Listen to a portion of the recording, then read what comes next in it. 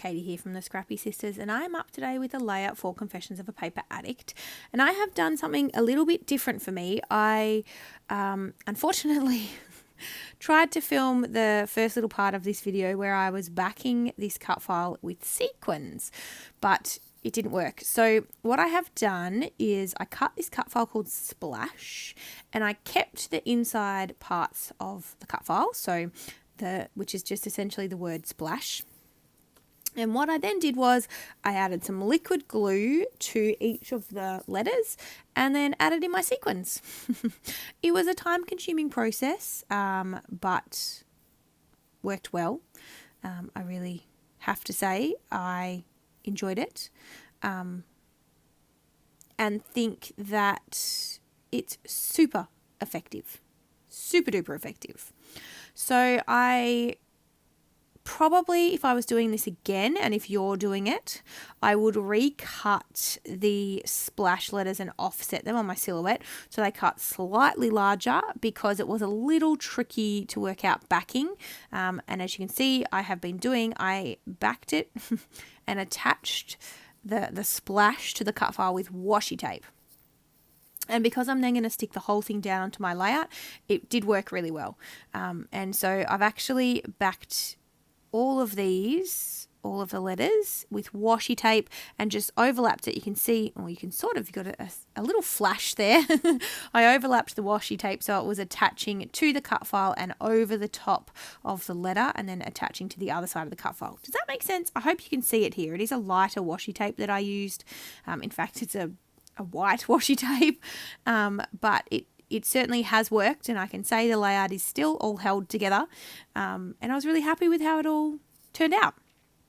So basically I used my picking tool, is that what you call it, like the bit that has the sticky end, and used that and my little pokey tool to help me kind of position the sequins onto the wet glue. Now, I had to work sort of quickly because the wet glue did dry and sometimes I had to add a little bit more, but they've all stayed stuck and I think they're really effective. So tell me what you think.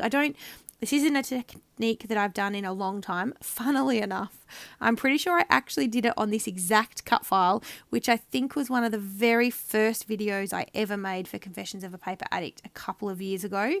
I think I used sequins in the water splashy part at the top of the cut file. But this time I used it to cover the whole cut file. And look at that. Doesn't it look amazing? Like, it's so sparkly and shimmery, and it just looks fab, I think, in my opinion. Excuse me drinking my cup of tea. I was actually Zoom scrapping with some friends as well. So I'm chatting. I'm not as fast as I usually am, because I am doing a bit of chatting and sort of concentrating on the conversation as well. Now, I've pulled out some distress oxides, and I am going to create a little bit of a watercolor-ish type background with the packaging technique. Now, you're going to ask me what colours I pulled out. I think I pulled out evergreen bough, spun sugar, salty ocean, and fossilized amber, I think.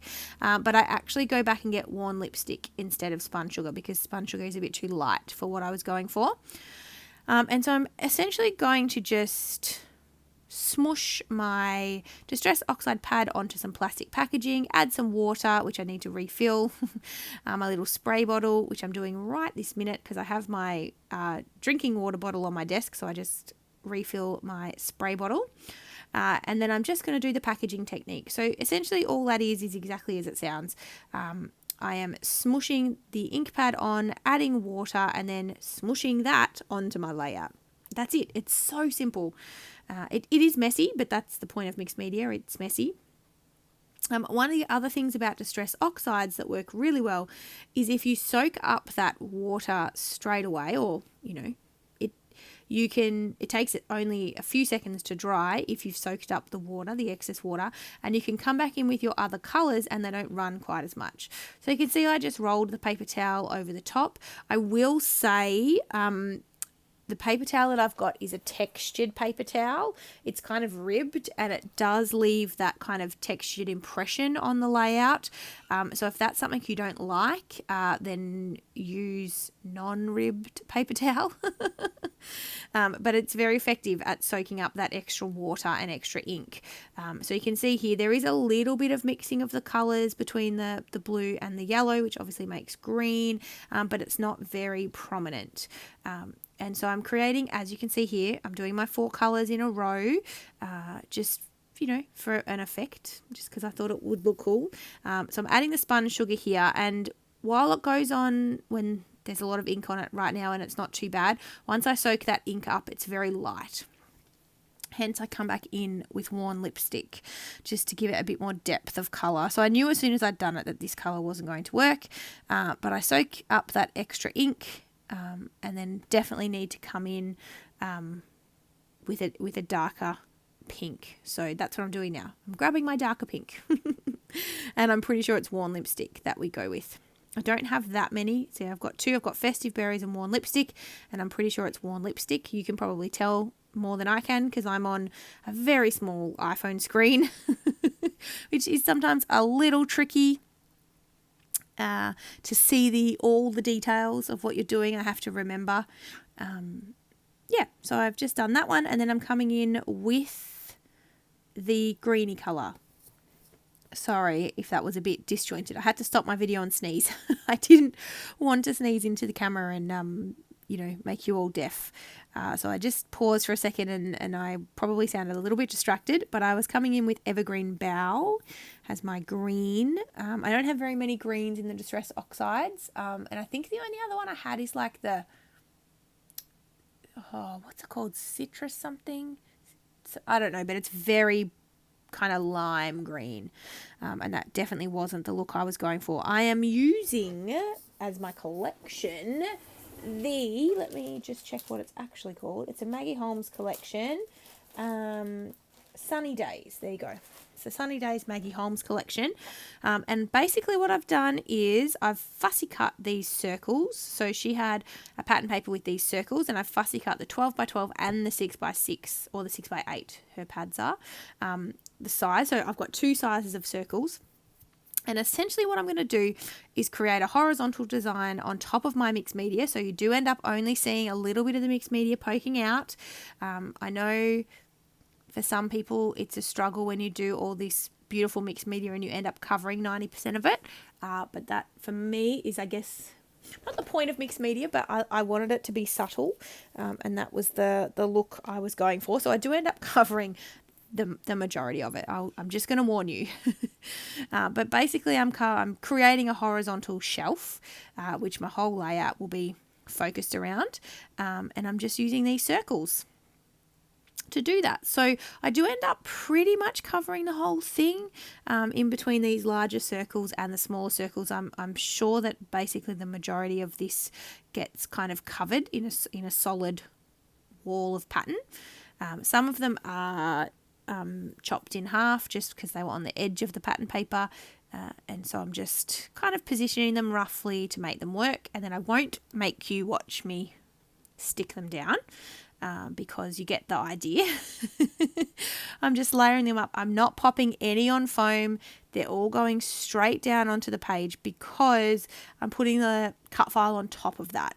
So I didn't need it to be popped up on foam because I needed the cut file to be able to sit on top on plain, flat, sorry, is the word I was trying to say. It needs to sit on top on a flat surface. So you can see there I've stuck everything down. Yes, I've covered most of my mixed media. You can just see a little bit of it peeking out the top and the bottom, which surprisingly was intentional. That was the look I was going for. I only have a single photo for this layout, which is a bit unusual for me. I did take a few more photos kind of capturing this story, which I don't know if you can tell, but my partner's in the pool. We have a pool and my son is being thrown in the air. He's holding him, but he sort of jumps off the ledge and splashes into the pool, and my son calls it the big splash, and he always says, "Daddy, big splash, Daddy, big splash," and he loves it. It's his new favourite thing to do this summer. I'm sure by the time we get back in the pool next summer, he obviously will be a lot older, and it'll be on to whatever the next exciting thing is, but this year he really loved doing this. And so I just got this one photo. I got a heap of photos, but this was by far the best one from the bunch. Okay, so sorry, that was a very abrupt finish to my sentence, and that's because my phone rang. I really should remember to put my phone on airplane mode while I am doing voiceovers, but unfortunately I did not. My partner was calling to ask me a question. So 10 minutes later, I finished that phone call, back to hopefully finish the rest of my voiceover interruption free. Now, I am just working obviously on my layout. You can see me chatting away to my friends there using my hands. I've backed my photo on some pattern paper. I've stuck down all of the larger circles and I've used some of the smaller circles for embellishments. And so I was just going to layer in some of those underneath kind of underneath the cut file and sort of poking over top of the cut file. I wanted to stick my photo down first, which I've just nestled in between there, and then grabbing some wet glue to stick down my cut file. Now, I will let you know, as I said, this is the splash cut file from Confessions of a Paper Addict. If you've seen my Confessions of a Paper Addict layouts and process videos before, you know the spiel. I'm going to tell you that I will link the shop in the description box down below, as well as the direct link to this cut file specifically if you would like this one. But also I will put a link into the Confessions of a Paper Addict Facebook group. Now that Facebook group is a lot of fun, and I know I say this every video I make, but it really is. Genuinely, I don't, I wouldn't say it if I didn't believe that it was true, and I love being part of the Confessions of a Paper Addict Facebook group. Virginia runs a mood board challenge every month, and there is one going on this month, so definitely come and check it out because she gives I'm just thinking what the prize is this time. It's a voucher for her store, so you can go and buy yourself some cut files. We do lots of fun stuff. We have, we share a lot of inspiration. People ask questions specifically about cut files, but often just generally about scrappy goodness. You don't have to have a cut file machine to come and join if you just like looking at pretty things and getting inspiration. We love having everybody in the group, so definitely come and join us. Come and hang out. Now, I found this stash of Kaisercraft wood veneer that I have, which is all beach themed, and it's got these super cute like raindrops or water drops in it, and I decided to sprinkle those around the top of the layout where the kind of drops are coming out of the cut file. I didn't back the drops on the cut file, as you can tell, and so I just wanted to, go with the drop theme, and so I added that all in, and I've also added some cute little bare feet in the bottom right hand side. I don't do any other embellishing. So this is a really simple layout from that perspective. I mean, it's not a simple layout. It's it's far from simple. All of those circles in the background, the mixed media, the sequins backing my cut file. I'm not claiming that this is a simple layout. However, it is very minimally embellished. So, it's nice to kind of not use up too much embellishments on one layout. I've used this little acrylic sunshine piece and then added the wood veneer, and that's it. I come back in with some splatters, but otherwise this layout is pretty much finished. So I'm just picking which side of the wood veneer I want to show up, because the way that they cut wood veneer, I think it's with a laser, so it burns. So it can leave like a charcoal-y type or a burnt wood type effect on one side of the wood veneer. I quite like that, and so it'll depend on what look I'm going for with my layout as to which side of the wood veneer I use. So if you're wondering why sometimes it looks a bit burnt, it's the way they cut the wood veneer on their machines. So I am just checking out what other bits and pieces that I might be able to add to this layout, but I do decide not to add much at all. I add this little tiny words sticker or a couple of tiny words stickers, and then I think I add one other little thing, maybe. I think I do, and it might be from the little sticker sheet pack. I can't even remember. I should have got the layout out and I could tell you what I added.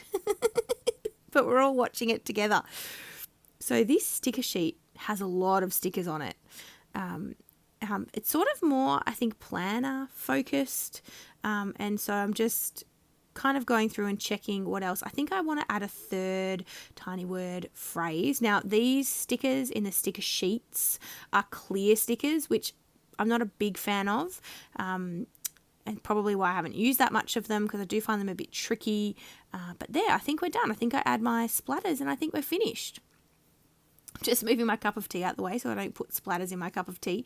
And then I'm coming in with my navy Heidi Swap Colour Shine to add my splatters in, and then I'm pretty sure we're done. So, do I only add navy or do I come back in and add gold as well? Let's see. I feel like depending on which ones I have on my desk at the time is definitely the ones that I use the most of. So this time around I've got my gold and my navy on my desk at all times. The rest are in a little drawer, and so I definitely use those the most. And having said that though, they last such a long time when all you're doing is splatters. Honestly, I've had my navy one for years, literally years, and I think I use it on almost every layout.